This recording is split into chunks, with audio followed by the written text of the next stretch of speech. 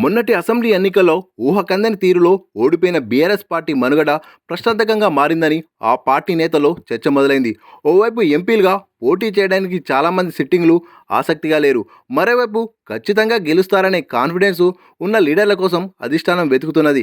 పార్టీకి కంచుకోటగా ఉన్న ఉత్తర తెలంగాణ జిల్లాలోనూ పట్టుకోల్పోయిన పరిస్థితుల్లో ఎంపీ ఎన్నికల్లో గెలుపు ఆందోళన రేకెత్తిస్తున్నది. స్వయంగా కేసీఆర్ రంగంలోకి దిగితే తప్ప పార్టీ మనుగడ కష్టమేననే అభిప్రాయం కేడర్లో వ్యక్తమవుతుంది. డీమోరల్ కాకుండా వారిని నిలబెట్టుకోవడం పార్టీకి తక్షణ అవసరంగా మారింది. ఇక సర్జరీతో విశ్రాంతిలో ఉన్న కేసీఆర్ 2-3 వారాల తర్వాత మళ్ళీ బయటికి వస్తారని పార్టీ శ్రేణులు భావిస్తున్నాయి. పార్టీ భవిష్యత్తు ఆయనతోనే సాధ్యమని ఆశతో ఉన్నాయి. బీఆర్ఎస్ను జాతీయ పార్టీగా విస్తరించడానికి గతంలో అధినేత చాలా ప్రయత్నాలు చేశారు. మరి ఇప్పుడు లోక్సభ ఎన్నికల్లో మహారాష్ట్రలో అభ్యర్థులను నిలబెడతారా అనే చర్చ ఆ పార్టీలో జోరందుకున్నది. సింగరేణి ఎన్నికల్లో దాదాపుగా వెనుకడుగేసిన గులాబీ పార్టీ ఇప్పుడు లోక్సభ ఎన్నికల విషయంలో ఎలాంటి నిర్ణయం తీసుకుంటుందనేది ఉత్కంఠగా మారింది.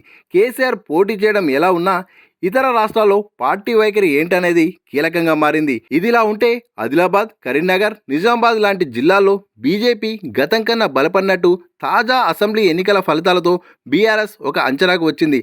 ఆ పార్టీ గెలుచుకున్న మొత్తం 8 స్థానాల్లో ఒక్కటి మినహా మిగిలినవన్నీ ఆ జిల్లాలకు చెందిన నియోజకవర్గాలే. కేవలం హైదరాబాద్, రంగారెడ్డి, మెదక్ జిల్లాలో మాత్రమే గులాబీ పార్టీకి ఎంతో కొంత పట్టు ఉన్నది. గత లోక్సభ ఎన్నికల్లో సారు కారు 16 అనే స్లోగన్ను అందుకున్న చివరికి 9 స్థానాలతో సరిపెట్టుకోవాల్సి వచ్చింది. ఈసారి ఎన్ని స్థానాల్లో గెలుస్తామో అనే అనుమానం ఆ పార్టీ లీడర్లను వెంటాడుతున్నది. ఇక దక్షిణ తెలంగాణలో కాంగ్రెస్ స్వీప్ చేయడంతో బీఆర్ఎస్ ఉనికి ప్రశ్నార్థకంగా మారింది. లోక్సభ ఎన్నికల్లోనూ అదే రిపీట్ కావచ్చనే అనుమానాలు బీఆర్ఎస్ నేతలో వ్యక్తమవుతున్నాయి. మల్కాజ్గిరి పార్లమెంట్ పరిధిలోని 7 అసెంబ్లీ సెగ్మెంట్లలో ఒక్కచోట కూడా కాంగ్రెస్ గెలవకపోయినా లోక్సభ స్థానం సెట్టింగ్ కావడంతో ఈసారి సైతం కైవసం చేసుకుంటుందనే చర్చ జరుగుతున్నది.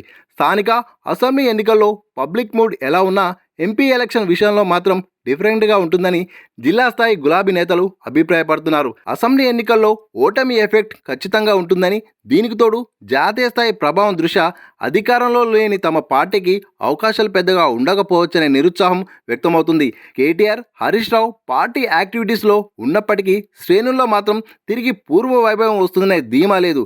కేసీఆర్ స్వయంగా రంగంలోకి దిగితే కొంత మార్పు వస్తుందేమో కానీ గతంలో గెలుచుకున్న స్థాయిలో 9 సీట్లు మాత్రం కష్టమేననే మాటలు వినిపిస్తున్నాయి. సొంత రాష్ట్రంలోనే పరాభవాన్ని మూడగట్టుకున్నందున ఎంపీ ఎన్నికల్లో కేసీఆర్ స్వయంగా పోటీ చేస్తారా లేదో ఆ పార్టీ నేతలకే క్లారిటీ లేదు. మరోవైపు లోక్సభ ఎన్నికల్లో మహారాష్ట్రలో ఎన్ని స్థానాల్లో అభ్యర్థులను బీఆర్ఎస్ నిలబెట్టాలనే చర్చ ఎలాగో ఉన్నది.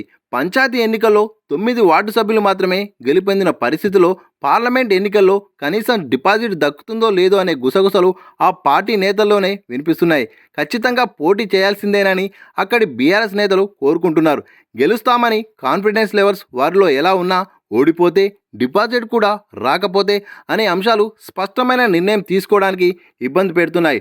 పార్టీ భవిష్యత్తును దృష్టిలో పెట్టుకొని అధినేత కేసీఆర్ ఎలాంటి నిర్ణయం తీసుకుంటారనేది ఆ పార్టీ నేతల్లో ఆసక్తికరంగా మారింది. దాదాపు 2 వారాలుగా రాష్ట్రంలో కాంగ్రెస్ను ఢీకొట్టడం, అసెంబ్లీలో గట్టిగా వాదనలు వినిపించడం, వైట్ పేపర్ల విషయంలో ఆ పార్టీ పనిన ఉచ్చులో చిక్కుకోవడం, ఇలాంటి పరిణామాల్లో కేటీఆర్, హరీష్ రావు పోషించిన పాత్రను కేసీఆర్ స్టడీ చేశారని, మళ్ళీ పార్టీ పెద్దగా రంగంలోకి దిగకపోతే శ్రేణులను నిలబెట్టుకోవడం సైతం కష్టమేననే అభిప్రాయానికి వచ్చినట్టు సమాచారం. వీటన్నింటి నేపథ్యంలో కొత్త సంవత్సరంలో కేసీఆర్ మళ్ళీ యాక్టివ్ కావడం మినహా పార్టీ మనుగడకు మరో మార్గం లేదని ఆ పార్టీ నేతల భావన. రాబోయే 2-3 వారాల్లో కేసీఆర్ రంగంలోకి దిగడంపైనే ఆశలు పెట్టుకున్నారు.